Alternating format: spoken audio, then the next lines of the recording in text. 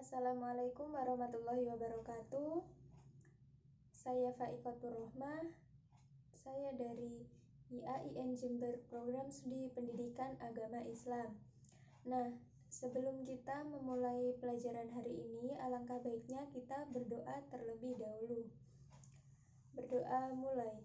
Bismillahirrahmanirrahim.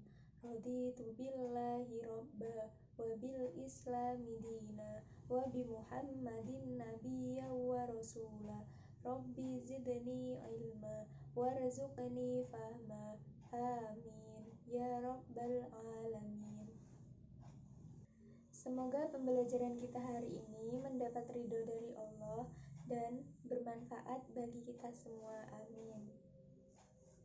Nah, kali ini kita akan membahas tentang materi Asmaul Husna. Nah, materi yang kita bahas adalah yang pertama, pengertian iman kepada Allah dan sifat-sifatnya. Yang kedua, pengertian Asmaul Husna. Dan yang ketiga, mengenal Allah Subhanahu wa Ta'ala melalui asma dan sifat-sifatnya. Nah, pengertian iman kepada Allah dan sifat-sifatnya. Makna etimologis dari kata al-iman adalah bentuk masdar atau kata benda jadian dari kata amanah. Nah, kata ini memiliki dua arti utama, yaitu takmin atau memberikan rasa aman, dan tasdik, yaitu membenarkan. Nah, iman dalam arti takmin ditunjukkan dalam beberapa ayat Al-Quran, di antaranya Quran Surat Al-Quraish ayat 4. Nah, bisa disimpulkan bahwasannya iman kepada Allah Subhanahu wa Ta'ala adalah yakin sepenuh hati akan adanya Allah Subhanahu wa Ta'ala dengan kesempurnaan sifat-sifat, penciptaan, dan hukum-hukumnya. Nah, cara beriman kepada Allah Subhanahu wa Ta'ala itu ada dua, yaitu yang pertama ijmali. Ijmali sendiri yaitu percaya adanya Allah Subhanahu wa Ta'ala secara garis besar, seperti meyakini bahwa Allah itu ada, pencipta alam semesta, mengatur ciptaannya, maha pengasih, dan maha kuasa. Nah, yang kedua, tafsili, yaitu percaya adanya Allah Subhanahu wa Ta'ala secara rinci dengan mengetahui sifat-sifatnya dan nama-namanya yang indah atau Asmaul Husna.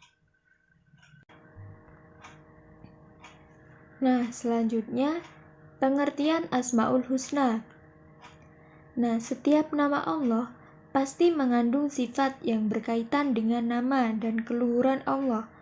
Melalui wahyunya yang disampaikan oleh para rasulnya, Allah memberitahukan kepada makhluknya tentang nama-namanya. Nama-nama Allah itu disebut dalam Al-Quran dengan Asmaul Husna. Asmaul Husna itu sendiri artinya nama-nama yang baik dan nama-nama yang indah. Jumlahnya ada 99 nama. Asma sendiri artinya nama-nama, dan husna artinya lebih baik atau bentuk superlatif. Nah, jadi nama-nama Allah itu adalah nama yang paling baik dan sempurna. Sedikit pun tidak ada kekurangannya. Lafal Asmaul Husna dalam Al-Quran terdapat 4 ayat. Sedang nama-nama Allah terdapat pada 3.207 ayat yang meliputi 96 nama. Sementara 3 nama lainnya dijelaskan oleh hadis Nabi, yakni Al-Hafid atau yang merendahkan, Al-Mani yang mencegah, yang maha mencegah, As-Sobur yang maha sobar. Meskipun nama-nama tersebut bukan termasuk dalam Al-Quran, namun tidak bertentangan dengan ayat Al-Quran. Selanjutnya, mengenal Allah Subhanahu wa Ta'ala melalui asma dan sifat-sifatnya. Yang pertama, Al-Karim, Al-Mu'min, Al-Wakil, Al-Matin, Al-Jami', Al-Adl, Al-Akhir. Nah, pengertiannya dari Al-Karim itu sendiri adalah termasuk sifat dan nama Allah, artinya yang banyak kebaikannya, yang maha memberi tanpa diminta, yang tidak akan habis pemberiannya, yang maha pemaaf atas kebodohan hamba-hambanya. Sehingga apa? Tidak segera menghukum mereka, atau yang berbuat dosa dari maksiat, dan maha memberi secara mutlak. Kemudian yang kedua, pengertian dari al-mu'min itu sendiri adalah percaya. Maksudnya di sini adalah memberikan ketenteraman dan keamanan kepada manusia.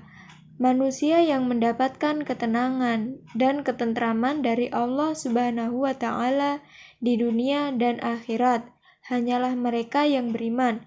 Nah, terdapat dalam Quran surat Al-Hasyr ayat 59. Kemudian yang ketiga, pengertian dari al-wakil. Nah, kata al-wakil ini terambil dari kata akar, artinya wakalah, yang berarti mewakilkan kepada pihak lain tentang urusan yang seharusnya ditangani oleh yang mewakilkan. Nah, bisa disimpulkan bahwa agama itu menganjurkan bertawakal bukan agar seseorang bisa berusaha atau mengabaikan hukum-hukum sebab akibat. Selanjutnya, al-matin. Al-matin berarti Allah Subhanahu wa Ta'ala itu adalah zat yang mempunyai kekuatan sempurna, tidak ada kekuasaannya yang dapat dibantah, tidak ada kelemahan di dalam kekuatannya, dan tidak bisa ditolak perintahnya. Nah, sifat al-matin ini adalah kehebatan perbuatan Allah yang sangat kokoh dan tiada taranya. Selanjutnya al-jami'. Allah maha mengumpulkan apa saja yang dikehendaki. Jami' bermakna mengumpulkan segala sesuatu yang tersebar, baik yang serupa, berbeda, dan berlawanan. Nah, semua itu mendorong kita untuk berbuat baik. Selanjutnya adalah al-adl. Makna pokoknya adalah al-istiwa atau yang disebut dengan keadaan lurus, dan al-iwijad artinya keadaan menyimpang. Jadi apa? Rangkaian huruf tersebut itu mengandung makna yang bertolak belakang, yakni lurus atau sama, dan bengkok atau berbeda. Nah, melalui makna tersebut, kata al-adl berarti menetapkan hukum dengan benar. Jadi apa? Seseorang yang adil akan berjalan lurus dan sikapnya itu selalu menggunakan ukuran yang sama. Kemudian yang terakhir adalah al-akhir. Nah, al-akhir itu sendiri adalah Allah adalah zat yang memiliki sifat kekal dan maha akhir, yang tidak ada sesuatu pun setelahnya. Dia maha kenal tatkala semua makhluk hancur, tetap kekal dengan kekekalannya.